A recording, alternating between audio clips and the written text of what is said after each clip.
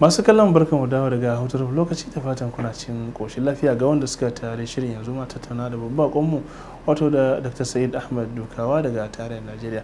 Dr. ka mu je hutar lokaci muna magana akan abubuwan da suka faru a jami'a musamman bangaren ɗalibai da dai sauransu. Yauwa wani bawan Allah mun taba haduwa da shi a gidan Malam Ibrahim Khalil, sai har za mu rabu sai ya ce da Allah ina da magana. Ce to sai ce malam ka koyar da ni a kas kuma ka yi min wani laifi da na taba jin ba zan taba yafe maka ba, amma yau a dalilin na ganka tare da Malam Ibrahim Khalil na yafe wannan laifin. Na ce wannan wani laifi ne haka? Sai Malam Ibrahim Khalil ya ce a shikenan tunda yace dai ya yafe ai shikenan sai a kyala magana. Na ce to na biyayya ga malam na tafi, amma daga baya na samu Malam Ibrahim Khalil din na ce amma na so ka kyale ni in ji wani dai kwarai da gaske kada maimaita wani. Ya ce kada Allah rubu da shi, ai na tambaye shi ashe shiriri ta ne wai ka taba sa wata ka'ida na ba da aiki idan an gama ka faɗi lokacin da za ka rufe karɓa, bayan ka rufe wata ɗaliba ta zo ta ce ga dalilin da isa ta makara ka ka karba, ta koma ta kirawo shi ya zo yi mata shaida, ka ce duk da haka ka ce su tafi su baka guri, to ka wulakanta shi a gabanta. Subhanallah, shi da fulaka shi kenan dalilin. Na ce to alhamdulillah tun da dai akan bin ka'ida ne, sun saba ka'ida. Na ce ba zan saba ka'ida ba ne. Na ce shi kenan babu komai. To irin ban da wannan sai ka rasa, sai gaskiya alhamdulillah. Dakta ka yi fice a bangaren siyasa da kuma sanin makaman aiki da fashin baki akan siyasa, wanda cikin ɗaliban kama da yawa wasu ko aminan kaza ga wasu sun rike manya-manyan mukamai na siyasa. Dakta me yasa kai baka shiga siyasa ba? Hada Allah dai wannan bari mu koma ya manta ka akwai tambayar da kai. Zan dawo kanta wannan. Zan dawo kanta. Kanta ne sai koma kanta. Ta shike Dakta. Wato tun farkon tattaunawar mu na gaya maka inda na fara karatun allo a Gwaram, makarantar Malam Dodo, da yanda na dora a makarantar Malam Guruza. Amma da yake karatu ne irin na wancan lokacin, wato ba a nisa ba, dududu har na gama jami'a ban wuce gizo amma ba. Saboda haka da na je hidimar ƙasa NYSC wadda na yi ta a ƙaramar hukumar Tafawa Balewa a jihar Bauchi, a lokacin shiga wannan ƙaramar hukumar tashin hankali ne saboda rashin kyan hanya. Duk sanda ka shiga mota ka sauka, mutane suka sauka kaga inda suke kada kura kamar an tono mutum daga kabari, kowa zai ta kada kura daga jikinsa. Damanta ka samu ranakun da jirgin ƙasa yake shiga, ka shiga a jirgin ƙasa irin na dashi ma jirgin ƙasa. to don haka in mutum ya shiga bai cika san fitowa ba, sai dole. Sau da yawa sai ƙarshen wata wani dalilin ya kawo ni cikin Bauchi, wani lokacin kuma bayan wata biyu haka na zo Kano. To zama a cikin wannan lokon a lokacin, yanzu ba za a kira ta loko ba, amma shiga wannan lokon na rayu a ciki. Abokaina yan NYSC yan kudu ne, ba musulmi a cikinsu, saboda haka in dare sai su tafi club su shaye-shayensu. To wannan zaman ni kadai, babu abokin hira, ba inda zani, kuma babu littafin addini da zan karanta. Ƙur'ani ma ba zan iya karanta sama da abin da ya wuce jizo amma ba. Wannan ya sa na shiga tashin hankali. Na gama NYSC da burin ina dawowa dole na shiga karatun addini. Don haka ina dawowa din, akwai makwabtanmu a Hausawa ta ɗan dago, akwai ɗaya daga cikin fitattun alarammomi wanda suke karatu a gidan marigayi Khalifa Isiyaka Rabiu. A cikin 'ya'yansa kuma akwai abokina Aliyu wanda shi ma alaramma ne. To sai na same shi na ce dan Allah ina son na sauka Qur'ani a hannun shi. Ya ce to bismillah. Muka saka kullum bayan tsakanin magariba da isha yake biya mun karatun Qur'ani sai da na sauka. Daga nan sai maganar karatun addini. Akwai amini na wanda muka gama ABU tare, quantity surveyor Abdullahi Umar. Shi na gaya na son karatun addini, ya ce na zo mu dinka zuwa Hudabiya, shi daman yana zuwa.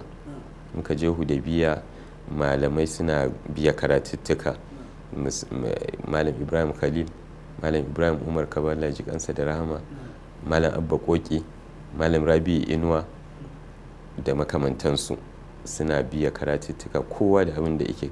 Kullum da la'asar akwai abin da wani zai, littafin da wani zai sa, to irin su iziya, su risala da su littattafan hadisi daban-daban aka fara a nan, aka fara tatata. Ko da yake tatata gaskiya tun a gida ne. Malam Yakubu na gaya maka, babban yayana Yakubu Ahmad Dukawa, Arabic karanta tun daga aliya zuwa SAS. Ya yi diploma a BUK, ya yi digiri na farko a Jos, ya zo ya yi digiri na biyu a BUK. Masha Allah, da Arabic. Da Arabic. Don haka tun yana da diploman nan da auren fari, bayan magariba sai ya samu da ni da ƙanina marigayi da na bayaninsa shin da ya gabata, da yayyena mata biyu da ba su yi aure ba a lokacin, Zulaiha da Jummai. Zulaihar yanzu ta 'yar hizba ce a ƙaramar hukumar Kumbotso. To sai ya fa'idin biya mana karatun addini, saboda ta da na ambata zan iya cewa daga ka fara ta. Saboda haka muka zo Hudabiya aka ci gaba. To daga nan a Hudabiya sai malam Ibrahim Khalil ya tsamu waɗansu a cikinmu kamar mu 10, ya buɗe mana karatun zaure a gidansa. Duk asabar da lahadi bayan sallar asuba sai mu je gidansa, sai a saka littafi irin yadda ake karatun zaure, sai a karatu. To daga cikin littattafan da ya saka mana akwai na waɗanda sun shafi siyasa, saboda haka mutum ya koyi siyasar musulunci a nan, siyasar shari'a.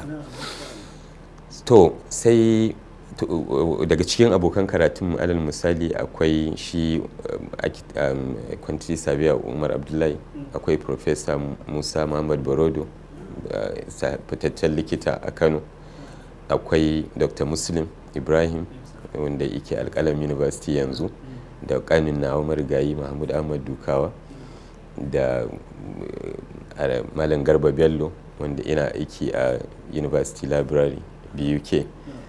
To iri-irin haka ya zaɓe mu irin ya dasa mana abin. To mun yi karatu mai yawa alhamdulillah a gabansa. Daga nan kuma sai isaita mu wasu karatuttukan masu amfani. Alal misali da Dr. Ahmad Bamba Allah ya ji ƙarrai ya buɗe karatu, sai Malam Ibrahim Khalil ya ce to ga Sahihul Bukhari can ana karanta a BUK, don haka mun rufe karatun Sahihul Bukhari, ku dinga zuwa can. Dan ya tabbatar muna zuwa, mun zo karatu a ƙarƙashin mako sai yi mana tambayoyi game da karatun da aka yi. Dan ya tabbatar fa ba mu sakaci ba, sai dinka zuwa karatun yana zama da kansa a cikin makarantar. Ya gan mu ma mu gan shi, mu san gafa wata makaranta mai muhimmanci tunda malam yake zuwanta da kansa. To wannan ya sa mun yi ƙoƙari matuƙa, ba ma fashi in ba da larura ba. Mun tabin karatun nan tun ana biyu ke har aka koma Darul Hadith. To sannan sai mu kuma da kanmu muka fara bibiyan wasu malaman. Babba daga ciki wanda ya tasiri tare da ni, Sheikh Jafar Mahmud Adam rahimahullah. Muna zuwa muna yin karatu ba tare da mun san juna ba, amma da suka san da a gwamnatin Sardunan Kano Malam Ibrahim Shekarau aka haɗa mu a kwamitin ba da shawara aiwatar da shari'ar musulunci, sai muka san juna da Sheikh Jafar. Sai ya fara jana a jika. Daga cikin alamun ja a jikan nan misali, ya sa ni sakataren kwamitin da suka ba shi shawarar mai da masallacin Usman bin Affan na gadon kaya da Juma'a, su muka yi aikin, muka rubuta rahoto muka bashi ya abin nan ya ɗauki matsaya cewar bari a mai da masallacin na Juma'a. Ya sa ni sakatare na kwamitin yadda za a warware rikicin masallacin Juma'a na Sabuwar Gandu. Ya taɓa bani microphone a karatunsa na gadon kaya na yi wa jama'a bayanin muhimmancin ziyarar gidajen gyaran hali don ganin halin da al'umma annabi suke ciki da kuma buƙatar taimaka musu.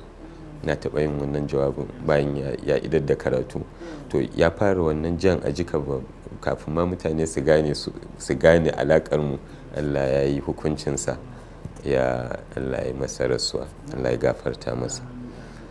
To shi kenan daga nan kuma duk su abokai ma irin su Dr. Bashir Aliyu Umar sai mu bi su wurin karatunsu, da ma kanne irin su Dr. Nazifi Inuwa sai mu biyo su inda suke karatu, mu ɗau karatun addini. Saboda haka duk inda karatun addini yake tudun nufawa lokacin malam karami yana karatu, Allah ya ji kansa da rama, shababu duk mun halatta. Duk inda karatun addini yake kullum, musamman da ni da wannan aminan na biyu da na faɗa, Garba Bello da Umar Abdullahi da kanina da irasu Ahmad Dukawa, kullum a tafa muke.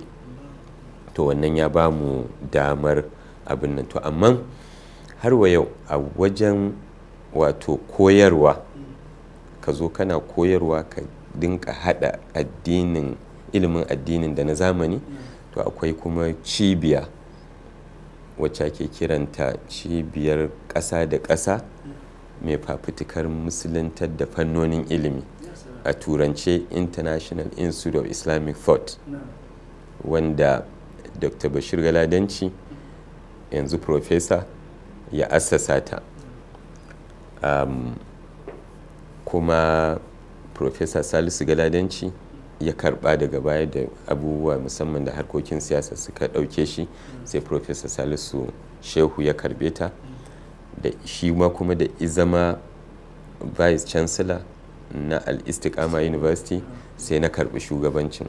Yanzu ni ne shugaban kungiyar yanzu da muke hira da kai. To wannan kungiyar 'yan uwa musulmi ne larabawa da suka je karatu masters da PhD America suka kafa ta, da suka lura cewar da sun dauka a birni suke a kasashen su na laraba, amma da suka je America sai suka ga ashe a ƙauye suke. Ci gaba na ƙasa da na ma aiki da ɗabi'u na musulunci, tare da cewa ba musulmi ba ne mafiya yawan Amerikawa, amma ɗabi'u na musulunci irin na aiki tukuru, girmama lokaci, girmama alkawari, girmama ilimi kansa, duk sai suka yi tiris, suka ce to me ya janwo wannan? Musulmi sun yi sakaci da ilimi, kuma turawa sun rungumi ilimi. Don haka za su ba da gudunmawa wajen yadda za a dawo da musulmi abin nan, wato karsashinsu na san ilimi. Kuma babbar hanya ita ce a nuna musu wannan ilimin da suke kiransa na boko ko na turawa, asalinsa a hannun na musulmi ne. Su turawan daga musulmi suka same shi, sai suka cire musuluncin daga ciki, suka ɗabbaka abin da za su ɗabbaka. Don haka wajibinmu ne yanzu mu karɓi kayanmu, mu cire abin da yake da ba na musulunci ba a ciki, mu sake cusa musuluncinmu a ciki, a ci gaba da rayuwa. To wannan cibiyar ta taimaka kwarai, saboda littattafai da kuma tarurruka, conferences, workshops, seminars da abubuwa, wato kullum a cikin abin da ake kenan. Shi yasa duk shekara sai ka ga cewar ka halarci wani taro na ƙarawa juna ilimi, ko a gida ko a waje. To wannan ya taimaka wajen haɓaka abin da muke kira integration of knowledge. Masha Allah. To dakta, ko kuma wannan kungiyar a nan a Najeriya kuma kuna yin waɗansu courses ne da ake ma matasa, ko kuma ya ayyukan kika? Ai ba matasa ba, ai ba matasa suke so a yi ba. ai sun ɗauko ta da faɗi ne, su so suke yi a koyar da malaman jami'a yadda za a integrating knowledge don malaman jami'a su yada shi a ɗalibansu. In suka yada a ɗalibansu to shine in ɗaliban suka fita wanda suka zama malaman makaranta su ma haka za su, wanda suka zama ma'aikatan ofis za su tasirantu da tarbiyyar musulunci a aikin ofis, wanda suka samu kansu a harkar tsaro za su tasirantu da tarbiyyar musulunci a harkar tsaro. Ko me dan adam zai yi tunanin da suke da shi kenan. Don haka malaman jami'a ake wa bita, kuma suna kokarin ma su samar da jami'o'i. Shi babbar jami'ar islama ta malaysia wannan kungiyar ce ta samar da ita, jami'ar islama ta uganda ita ce kungiyar ce ta samar da ita, ta bangladesh kungiyar ce ta samar da ita da makamantansu. Inda kuma ba a samu jami'a ba to sai a ce lallai ofis cibiyar kungiya ta zama a wata jami'a, a cikin jami'a. To shi yasa mu yanzu tamu ta Kano a jami'ar Bayero take, akwai wata cibiyar a jami'ar Ahmadu Bello Zaria, akwai a Maiduguri, akwai a Sokoto, akwai a Ilorin, akwai a Lagos. To ayyukan wannan kungiyar ya taimaka wajen abin nan, kuma ya taimaka wajen samar da kwasa-kwasai Islamic political thought, Islamic banking and finance, Islamic perspective of psychology, Islamic psychology, Islamic perspective of geography, Islamic this, Islamic that.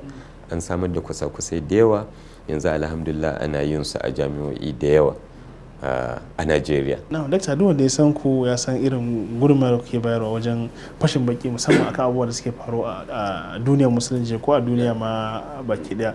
Wani lokaci da aka kawo irin waɗansu mawdu'ai ana fashin baki a kai, za ga cewa kila mutum ko ya sani ko bai sani ba ya taking side saboda yanayin ko zafin abin da ya faru ko kuma taya waɗannan wani bangare alhini da sauransu.